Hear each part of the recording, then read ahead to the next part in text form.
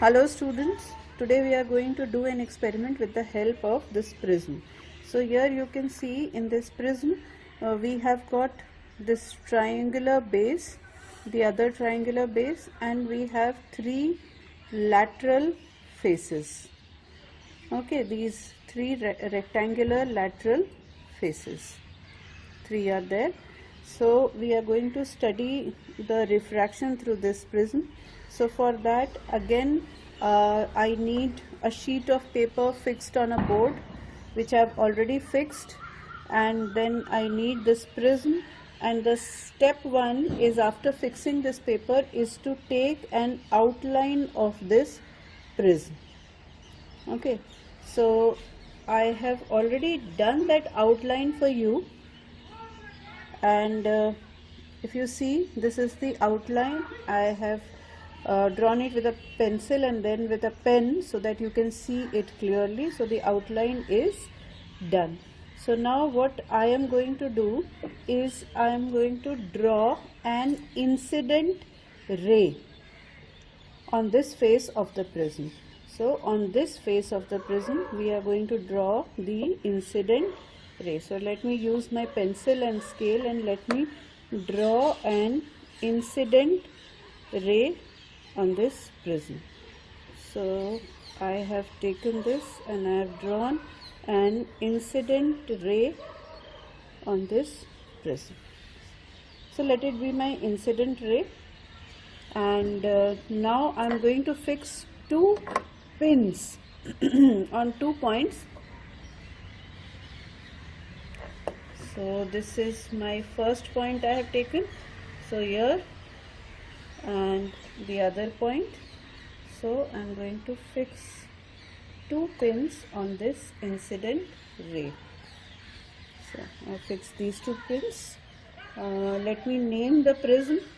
Let it be A, B, C, and the pins I am naming as P and Q. Okay, so now I am going to put the prism back so that we can trace the image of these 2 pins and hence the refraction through this prism. And now I have put the prism back. So now these 2 pins, which were acting as my pointers for the incident ray, so I am going to trace the image for them. So I am going to focus on this face of the prism. So here you will be able to see the 2 pins, yellow and the red pin. So now you can see that we can focus on the red and the yellow pin, and now I am going to put 2 pins, one blue and the other one. So the blue one is in line with the yellow and the red, and now I am going to put my green pin, which should also be in line with the yellow and red pin. See, now you are not able to see the red and the yellow pin. Why? Because all 4 of them are in one line. Okay, so now all 4 of them are in one line.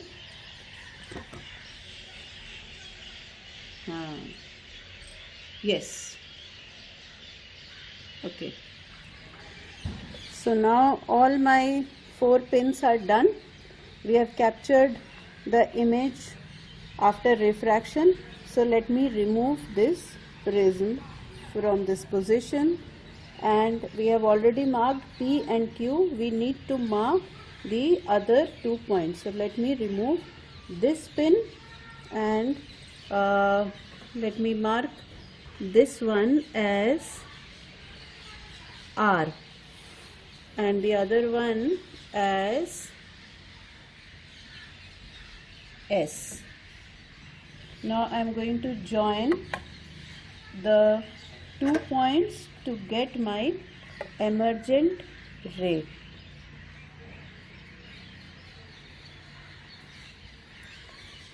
So here I get my emergent ray.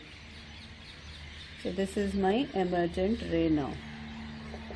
Okay, so I'm going to remove these two pins also, and we have the 4 points P, Q, R and S. What we are going to do is we are going to draw the normals to this point.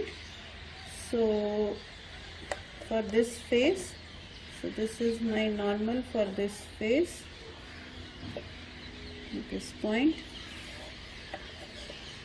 So let me draw the normal. I'm using dotted lines to draw my normal, and now the normal to this face.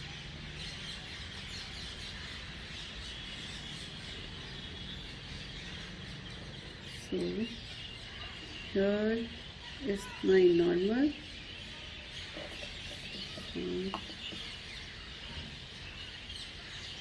I've drawn the normal over here.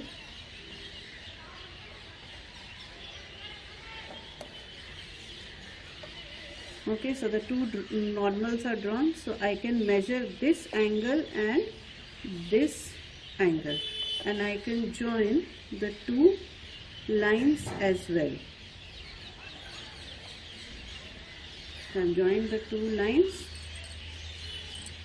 In this one is E, and let us name this as F. And now let me measure the angles. So with respect to this normal, let me measure this angle of incidence. So this is coming to be 45 degrees. So this is 45 degrees. Okay, so I can write here with a pen 45 degrees. So this is 45 degrees, and now let me measure this angle. So I am putting it on the baseline clearly so that I can get the angle, and here I get an angle of 50 degrees. So this angle is 50 degrees. So this is 50 degrees, means angle of incidence is 45 degrees, whereas angle of emergence is 50 degrees. I am going to measure the angle of refraction from the first face. So the angle of refraction is little lesser than 30 degrees. So this is around 28 degrees. So this angle is 28 degrees. Okay, and similarly let me measure this angle also. So this one is from 30 degrees. So this angle is 30 degrees. Now what we are going to do is to find the deviation.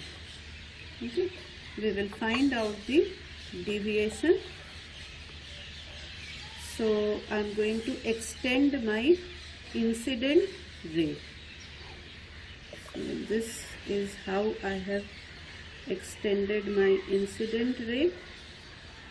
This has got extended, and now I am going to extend the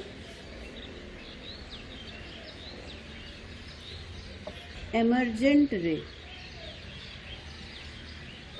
So I have extended the emergent ray and the incident ray.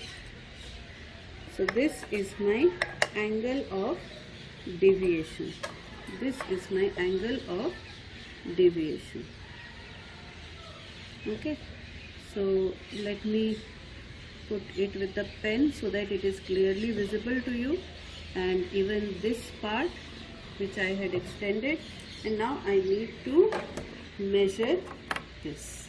Measure my angle of deviation. So I am keeping the just keeping this one exactly on the baseline, and let me see what is the angle. So this is 35 degrees. So this is 35 degrees. This one is 35 degrees. I get 35 degrees. So delta is equal to 35 degrees. So my angle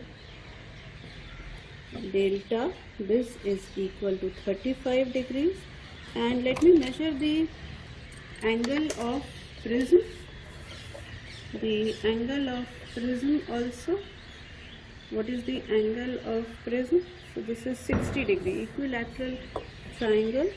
So angle of prism in this case is 60 degrees. So A is 60 degrees. Okay. Now the formula says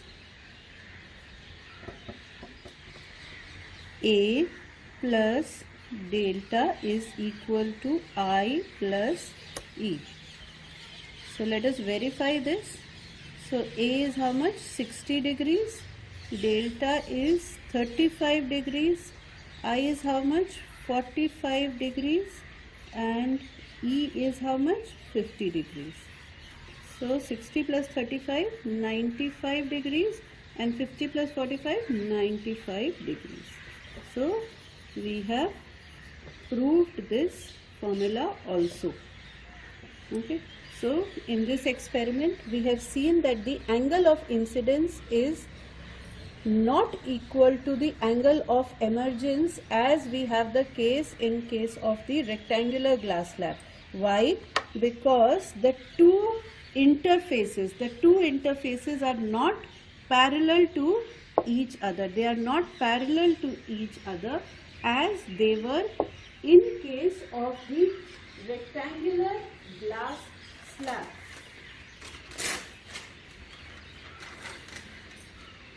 So if you see this rectangular glass slab, the two faces were parallel to each other, but here the two faces are not parallel to each other. Hence, I and E are not equal to each other, and the formula for prism is also proved. So the deviation in this case, the deviation between the incident ray and the emergent ray has come out to be 35 degrees. Thank you.